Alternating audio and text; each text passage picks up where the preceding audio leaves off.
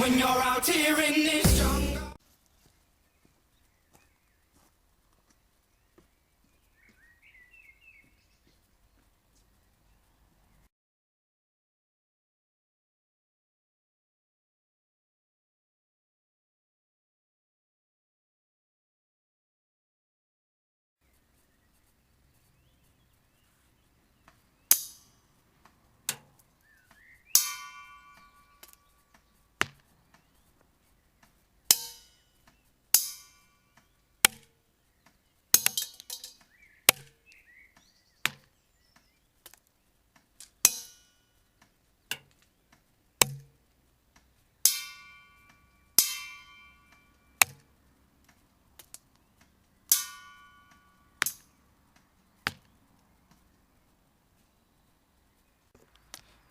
Hello tout le monde, on se retrouve aujourd'hui pour une nouvelle review, donc celle que vous attendiez depuis un petit moment. Donc la review, la réplique, mon bébé du moment, et je pense pour un bon moment aussi.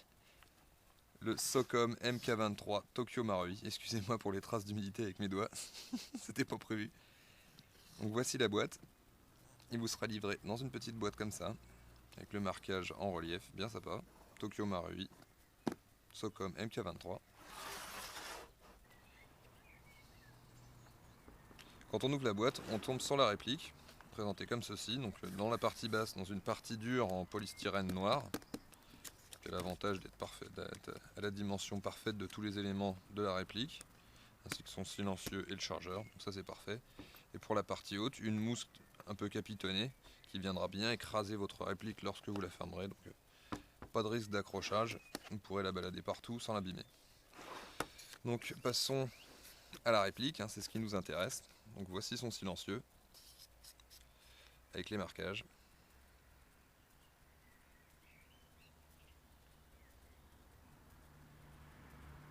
Voilà. Le silencieux qui fait vraiment très bien son taf, vous pouvez le voir, les mousses à l'intérieur. Voilà, on en a 4 ou 5, 4 oui il me semble à l'intérieur, qui vont jusqu'au bout et qui, comme vous avez pu le voir et le revoir par la suite, il est vraiment très discret, c'est vraiment un régal de jouer avec ce pistolet.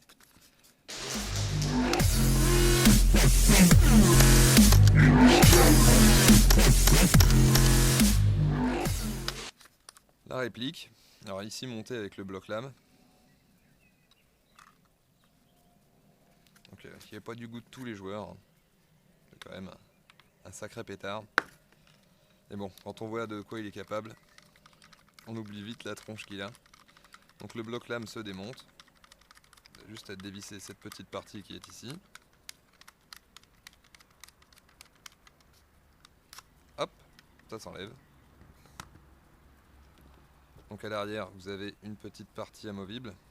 Donc quand vous appuyez du côté droit, qui vous permettra d'avoir comme un petit switch. Et du côté gauche, la lampe permanente. Donc ça éclaire pas très fort, ça doit être du 120 lumens, il me semble. Bon, ça suffit pour de la petite distance, quoi. Donc encore, les marquages, module laser, e-manning. Comme le vrai, c'est vraiment le pétard de Solid Snake dans Metal Gear Solid, pour la référence. Vous pouvez voir que les moulages sont parfaits. Pas une fausse note. Là, le petit coup de blanc que vous voyez ici, c'est... Moi, je l'ai pas acheté neuf, je l'ai eu d'occasion. Le mec a essayé de bidouiller le bloc lame, je sais pas ce qu'il a foutu. Donc, il a dû le recoller. Enfin bref, je vais pas épiloguer là-dessus. Voilà, le bloc lame. La réplique maintenant. Vous pouvez voir les marquages. HK, USP, gouvernement, calibre 45. Le petit numéro ici. Vous pouvez voir aussi que le mien est un peu incrusté de terre. Suite à une chute il y a peu de temps en forêt, j'ai pas encore réussi à tout récupérer. Bon, ne vous inquiétez pas, ça c'est que sur le mien. Le petit numéro de série qui va bien en dessous. Donc le mien c'est le 23 0499.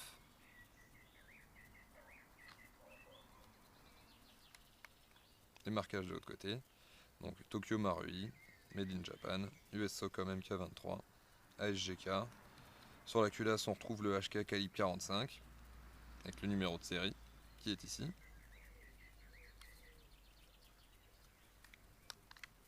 On va maintenant passer aux parties plastiques et aux parties métal de la réplique. Donc chez Tokyo Marui, hein, c'est bien connu, hein, c'est full plastique.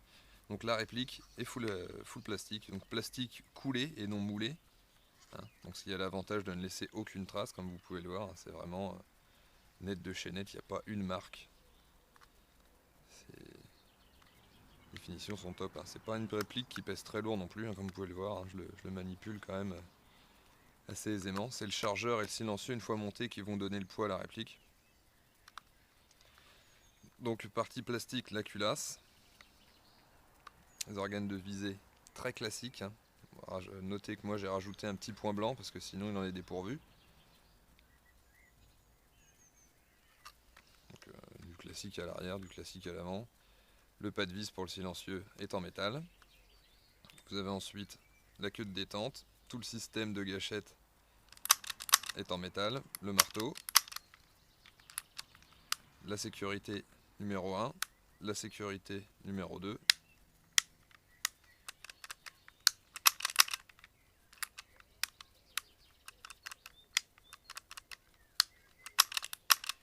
Bien souvent, celle-ci monte toute seule dans mon holster. Et quand je prends le pétard, merde! Ça, c'est à savoir, à vérifier quand vous le prenez en main. Un petit coup vers le bas. Donc ça, le bouton d'éjection du chargeur lui aussi est en métal. Et après c'est à peu près tout, hein. On a fait le tour, donc je vais vous montrer un peu l'interne. Donc comme d'hab pour le démontage, hein, on retire un peu la culasse. On retire cette petite partie qui est là. On pousse vers l'avant. Hop, on a séparé le haut du bas. Donc le lower, hein, comme vous pouvez le voir. On peut pas faire, c'est difficile de faire plus simple. Hein. C'est l'avantage d'être simple mais de fonctionner très très bien. J'ai une portée de 50 mètres à la 0,30, hein, donc et 50 mètres je pense que je suis gentil.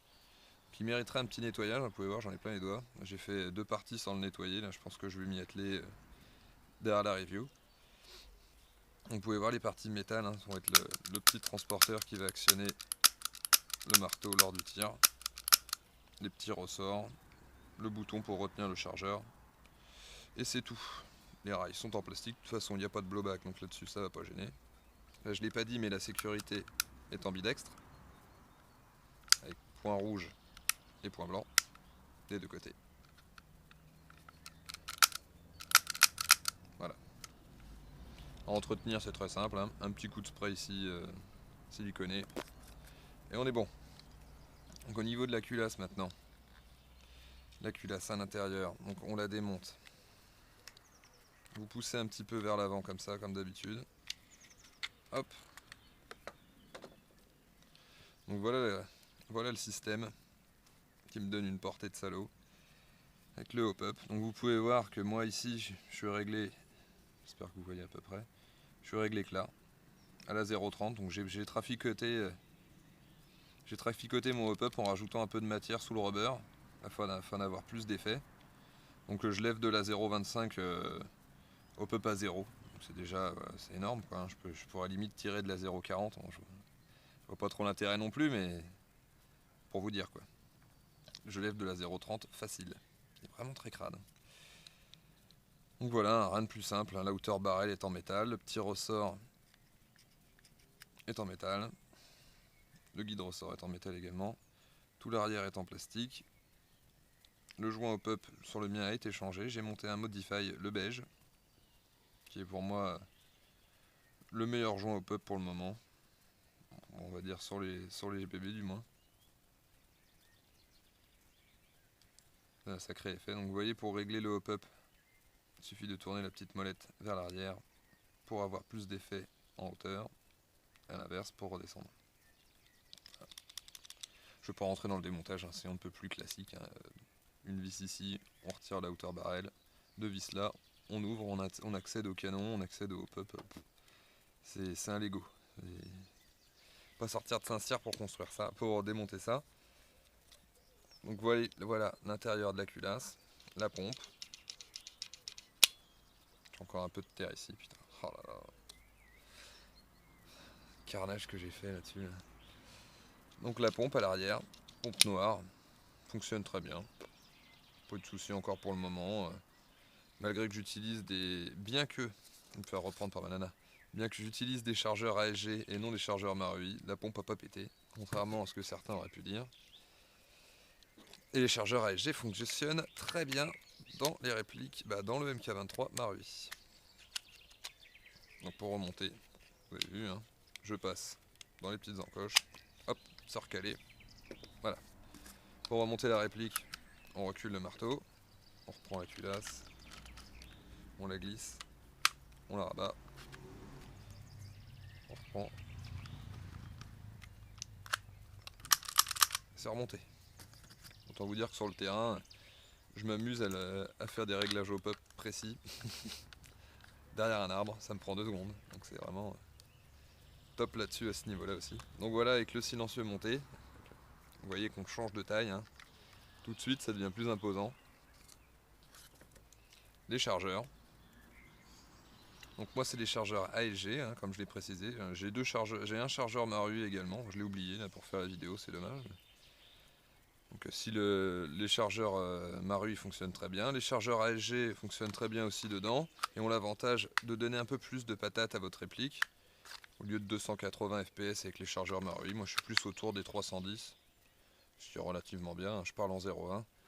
Donc moi avec mon gun en 0.30, je pense que je tourne autour des 250 fps, avec une portée de, ouais, je vous ai dit 50 bons mètres facile. Donc, bon impact, les mecs ont de bons bleus de près, moi c'est parfait. Hein,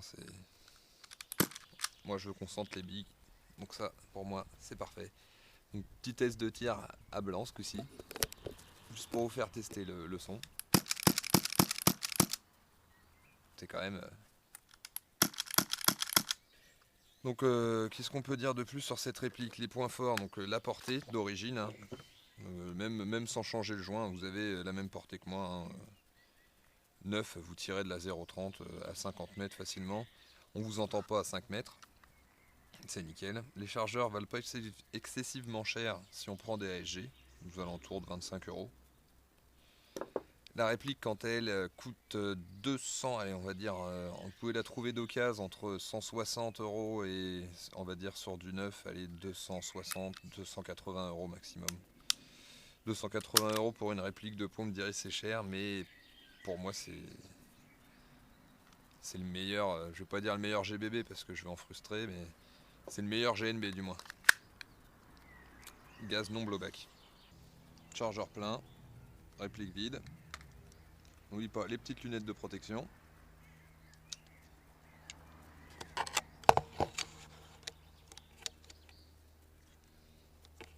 Voilà.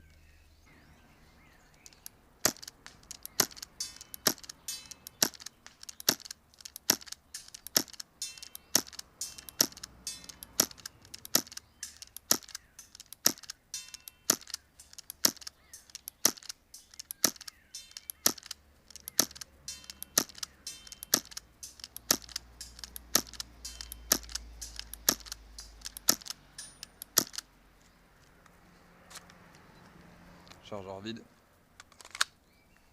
Test de tir sans le silencieux.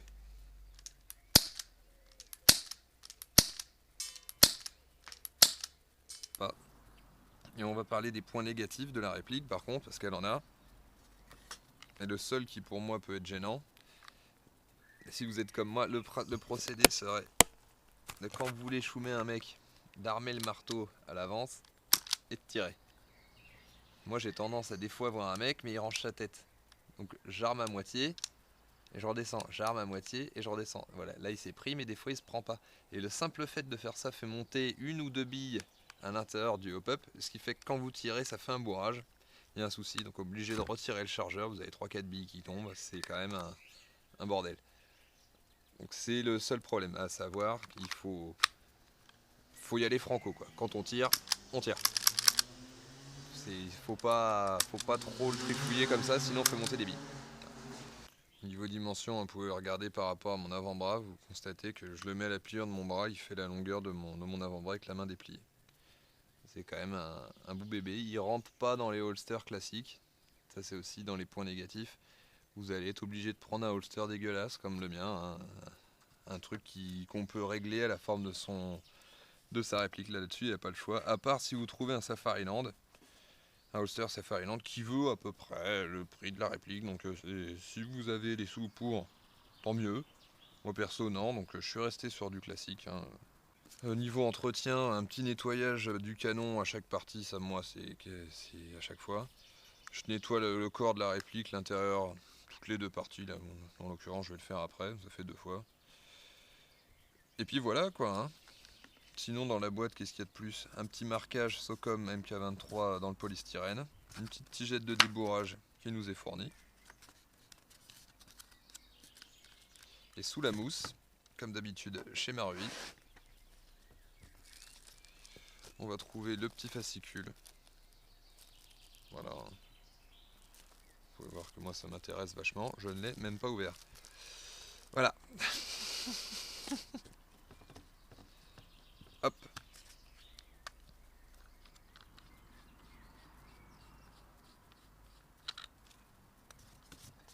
Le pas de vis n'est pas un pas de vis standard. C'est un pas de vis propre au MK23. C'est compatible avec le Kriss Vector. Le silencieux est compatible avec le Kriss Vector uniquement. C'est sur le MK23 que le silencieux du MK23 ne va. C'est à savoir. Vous pouvez remarquer aussi, ça c'est une petite astuce que je vais vous donner. Si jamais vous avez l'intention d'en acheter un, les chargeurs ont tendance à tomber très très facilement à peine on effleure le téton. J'ai déjà perdu 2 chargeurs de MK23, ça c'est pour vous dire. Donc moi j'ai un peu plus de mal à les sortir maintenant, vous pouvez voir. J'ai mis des petites cales simplement en scotch, j'ai mis un peu d'épaisseur derrière, afin que le chargeur ait plus de mal quand j'appuie sur le bouton qu'il ne tombe pas tout seul. Parce que, sachant qu'un chargeur ça coûte quand même assez cher, pensez à le faire. Voilà. On va remonter la réplique.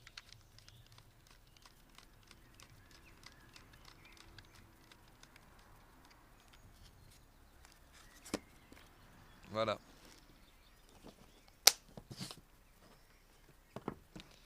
J'espère que cette vidéo vous aura plu. Je vous dis à une prochaine fois. Ciao les mecs. Bon, j'avais envie de poser une pêche, ça tombe bien.